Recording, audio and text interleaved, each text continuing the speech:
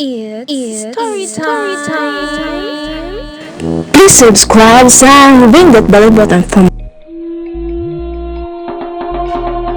The Wise Old Woman. The traditional Japanese tale retold by Yoshiko Uchida. Many long years ago, there lived an arrogant and cruel young lord who ruled over a small village in the western hills of Japan. I have no use for old people in my village, he said haughtily. For they are neither useful nor able to work for a living. I therefore decree that anyone over 71 must be banished from the village and left in the mountains to die.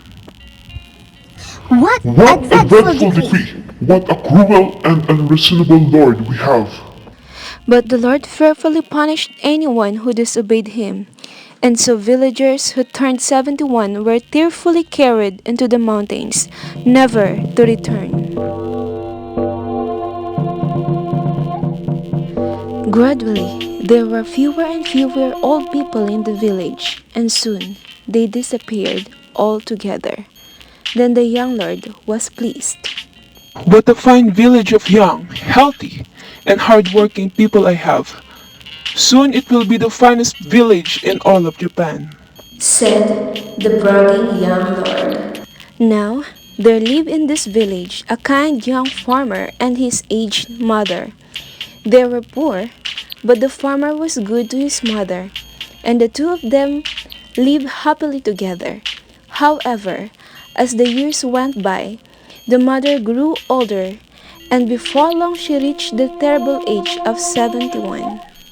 If only I could somehow deceive the cruel Lord. The farmer thought. But there were records in the village books, and everyone knew that his mother had turned 71. Each day, the son put off telling his mother that he must take her into the mountains to die. But the people of the village began to talk.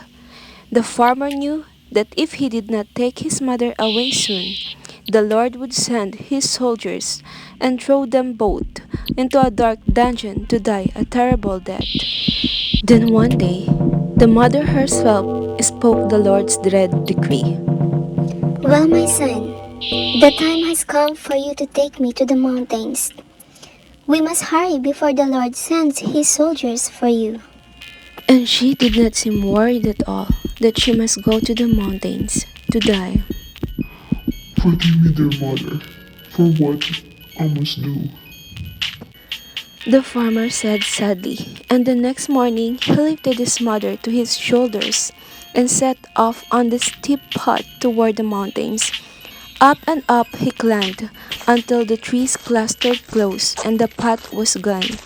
There was no longer even the sound of birds, and they heard only the soft wail of the wind in the trees. The son walked slowly, for he could not bear to think of leaving his old mother in the mountains. On and on he climbed, not wanting to stop and leave her behind. This is it for now. So, and ring that belly button for the follow-up story, the exciting part